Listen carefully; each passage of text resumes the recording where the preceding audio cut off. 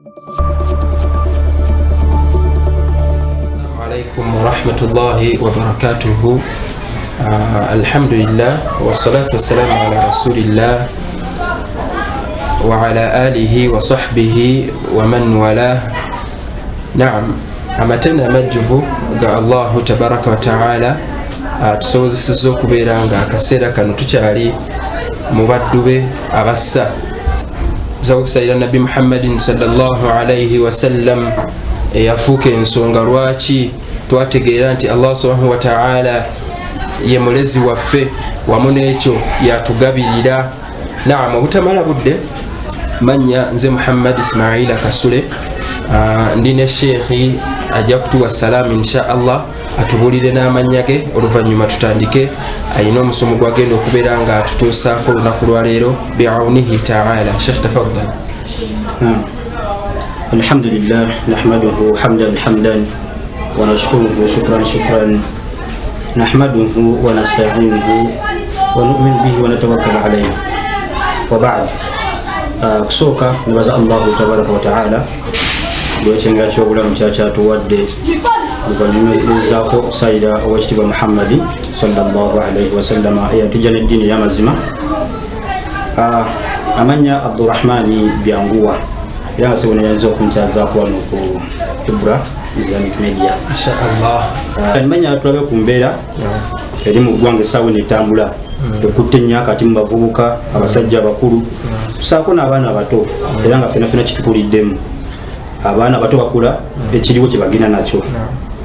Mu bimu amazambi bwe tukolera amazambi agamu nga tugamanyi n'abatamanyi ddiini bagakula nga tebamanyi nti mazambi ku sayidi endala. Naye mbayinya tutulire nnyo ku zambi eddene lye tukola nga tetumanyi ezambi ly'okuwuliriza ennyimba, ate nga ezambi lyetuviiramu okukola ebintu bingi nnyo. Tuviiramu okukola zina, kugattako Allah n'ebintu ebirala. Ate nga ffe tumanyi tukitwalanga kya bulijjo okuwuliriza ennyimba. Wansonga omuntu asobola kubeerawo n'aziwuliza n'agamba kubeera okola ki kunterekeza ku mutima. Mu Qur'ani Allah yayita aya n'agamba nti istahwadha alayhim shaitan. Shaitani yabutikira abantu abo fa ansahum dhikrillah. Yabiza okubeera nga bajjukirani ulaika hizba shaitan. Abo nno ke kabinja kaki hizba shaitani humul khasirun. Bwe baba bagenda okubeera nga bakola ki faafagana ku lunaku lw'enkomerero nga bamaze osisinkana Allahu tabaraka wa ta'ala. Mubamanyi basalafu salihin musajja bali muyita haq naye yazogerako nagamba nti alghina mufsidatu lilqalbi, zonona omutima gwaki zonona omutima gw'omuntu. Ate kakati sheekhi nembangawo wennyini mu kwonoona omutima gw'omuntu nga ennyimba ezo mpuliriza naye nga ziri mu Luwarabu, kale mulimu ka music naye nga kali mu Luwarabu. Mahiruzaini amanyi okutuyimbiramu okutuyimbiramu subhanallah, yimba bigambo bya Luwarabu kati nze atamanyi Luwarabu. Ennyimba ezo nazo ziri haramu, zonoona omutima ate nga zirimu subhanallah. Sheikh ennyimba kasazibanga niba lulumi lwa luna luna nga lirimu ennyimba nga kizidde mu guli ya nnyimba nga kirimu ebivuga kiri haramu. Era insha Allah Sheikh tujja kusaba oyongera otutanyiza ensonga era njakubatanizamu insha Allah ensonga eyo.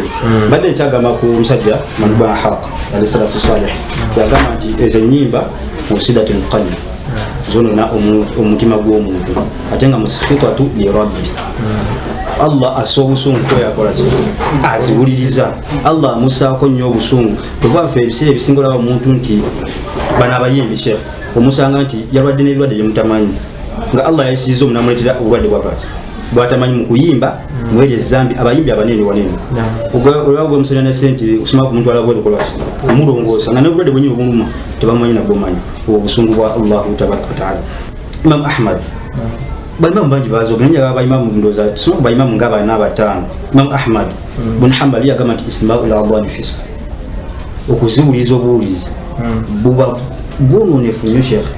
Fisq buba bwononefu omuntu okuziwa amatu n'aziwuliriza ennyimba. Kakati awo mbadde nsaba ssebo onnyonnyolemu kwatuwuliriza era n'atulaba nti kakati mbadde ntambula ka library n'empitawo nga bali mu kukuba nnyimba nange mba nkoze obwononefu. Oba tokoze obwononefu ku lwaki ensi gye tulimu essaawa eno byebintu ebiri mu nsi ate atasobola byewala kwogenda sanga wita waliwo ebidongo nolaba ku mirembe egidda nti walingawo ebintu webiti era balinga baagala ennyimba nga bagenda mu bintu byabwe waleeyo kakitegeeza wali obadde otegeeza ono alukute n'alusa ku ssimu ye mutamida ng'agenderedde alusa ku ssimu memulekaadi flash disk no yabeera ku TV yagenze mu concert ye Allahu akbar kuba balina okumubuuza engeri yakozesaamu sente ze yakuzikozesaamu kisooka yazitwala mu kintu ekiri haramu ate naffe naffe tukimanyi nti ekiri mu bikosa bikyebi Allahu akbar ebintu bye bakolera singa okutwalayo abaanadamu nyimba kuyumirwa nyimba muyimbi we gyali muyimbi we naye naffe naffe tukimanyi nti ebikolebwayo Sheikh bikola bya bwononefu era ono omuyimbi agenda kubuuzibwa kwabo bonna bonna abakolaki abakolera obubonefu mu konsati ye mulimu okunywa omwenge abantu bakolerayo obwenzi abantu bettirayo oba olaba ebifaananyi bwe bityo buvumbegettiddemu bonna byonna biri omwo mu nnyimba ensonga eri nnyimba wabula singa tezaaliwo osanga abantu banikoze mazambi bwe gatyo badde ninamu nze kyembuza nze nga nze naye era nsuubira waliyo abanfaanana ayinza okwebuuza nti kati mu busiraamu tewaliiwo omuntu wayinza kukyakaliramu olunaku lwe tuyinza okuwulirizaamu ka music kale kuyidinga okwo ne tuwulirizaamu ku kaziki katonotono nga kalumu kokka nabbi sallallahu alaihi wasallam kyakugamba olunaku lwayidi webali tuuse tukoleki tusanyuke naye nga sikuwuliza music tusanyuke nga tetusalosalo nokusanyuka music okusanyuka nga kutambula na famire yo nemugirako bifo katungeza oba mu hotel nembeerako ene musanyuka olwokuuza olunaku lwaki lwayidi naye ate sigenda mu bivulu byanisima nyono ebateeka eno obwakabaka eyo tebikizibwa Sheikh awo wenyini Sheikh kakati waliwo music mu busiraamu akkirizibwa bwogamba nti ako tusobola okukawuliriza music akkirizibwa kyekitontome nga tulaba abasajja abedda ebakolanga zishiri zawe si kuyimba naye kutontoma temuli bivuga tuvawo n'abasajja bagamba nti abalokole opasibenawoyanga agamba nti nabbi yalina omuyimbi naye waliwo enjawulo y'omuyimbi n'omuzi kati nabbi yalina mutonto nti yalina muyimbi yogera ku basajja abasajja bayogera ku nyimba bamanyi tumanyi abakulu mu ddiini emu omumanyi omulala yali Imamu Shafii ffenna gwe tumanyi obulungi Imamu Shafii ye wali ayogera ku nyimba ekintu kyeyatuwa ate kyali kizibu nnyo essaawa eno mu nsi eno kyali kizibu nnyo yagamba nti alghina mamba'ul balaa byebizibu bye tulimu essaawa eno ezo enyimba zituwuliriza byebizibu bye tulimu essaawa eno nagamba nti idha aradtum alqada ala albala bwe mwagala okugyawo ebizibu ebyo faqta'u riqabu almuqannina walmuqanniyat mugeri nga mujjako ensingo z'abayimbi abasajja n'abayimbi abakyala kitasooka essaawa kakati Sheikh awo mbadde nsaba otunyonyolemu katono agambye nti ennyimba yensibuko y'ebizibu bizibu bitya Sheikh badde saba okattanyeemukko kati Sheikh kati olaba essayini nga gyetirimu kati omuyimbi wayimba oluyimba essaawa eno n'ateeka n'ekivulu manyi abantu bebagenda okwekola tolyangako nti bano bettidde mu kivulu bano bagundi bekubya amacupa manyi abantu bokokoseza famire y'abantu gyobokoseza gyotidde abantu naye byonna byonna bizibu naye bivudde mu nnyimba ezo zitukolaki zetuyimba Ibn Taymiyyah yatwamwogeddeko wa ekigambo ekyakiyagamba nti innama almusidatu lqina nti mazima obubi bw'ennyimba zino eno a'dhamu min musidati lla'ni binnardi okumanyanga ennyimba mbi nnyo n'okusinga omuntu azanya zaala omuntu abetinga bana babetinga emipiira mbi nnyo n'okusinga omuntu oyo kino kikuleetera ki wano juzi wawo Sheikh yageraageranyiza amazambi nageraageranya ezambi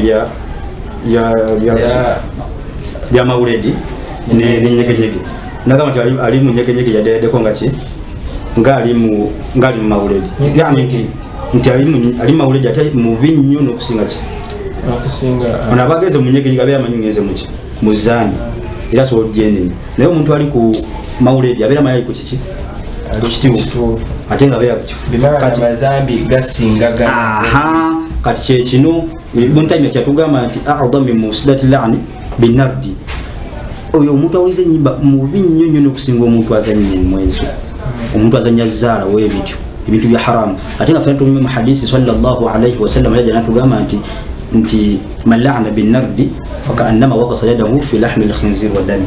Oyo yenna awuliza azannya zaala abeera ng'omuntu akutte omukolo gwe naguteeka mu kyombo nga kirimu ennyama y'embizi ne wadami n'omusaayi. Olaba amazambi gano omuntu azannya ezzaala abeera nga akutte omukolo gwe naguteeka mu kyombo ekirimu ennyama y'embizi n'omusaayi. Zaala ono luddo oyo ebyo byonna byonna zaala. Ibn Khattab yayogerako nga atukubiriza okubeera ntujukira, yagamba nti alaikum bidhikrillah fa innahu dawa. Yaluwenga tukubiriza okubeera ntujukira Allahu tabaraka wa ta'ala wasobola eddagala eki jetu wa iyyakum an dhikri nnas fa innahu da. Ate natuwewaza nnyo okubeera ntujukira abantu basonga nti bikemu gye tuli nga bano bagenda mu bantu bannaabwe okubeera nga babayamba okufuna bye baagala. Yagamba ebyo bikemu ate nga bijja tusuula ewaabwe. Era mbakubiriza okubeera ntujukira Allahu tabaraka wa ta'ala, tubeera tukweta istighfaru Allah asobola otusonyiwa amazambi getukola nga tetumanyi. Koza omuntu osobola n'okulinnya akantu oba akawuka oba kaki nga tumanyi nofuna obuzambi wa Allah, naye twetekako istighfaru okubeera nga Allahu tabaraka wa ta'ala atusonyiwa amazambi gonna gonna tubeera tukola nga tetumanyi. Nga tumaliriza Sheikh tuwulidde ebigambo bye era tusaba Allah subhanahu wa ta'ala abeere nga atugiramu ebirungi mu byo, tubeere nga tubitegeera era abeere nga atuwa okukolera ku ebyo bye tutegedde. Wa barakallahu fikum. Abadde Sheikh Byanguwa, insha Allah tujja kubeera Abdurrahman, tujja kubeera nga insha Allah tumweyongeza ayongere atutaanyize ku nsonga endala kuba eno yeerabika etegerekese bulungi. Wassalamu alaikum wa rahmatullahi wa barakatuh.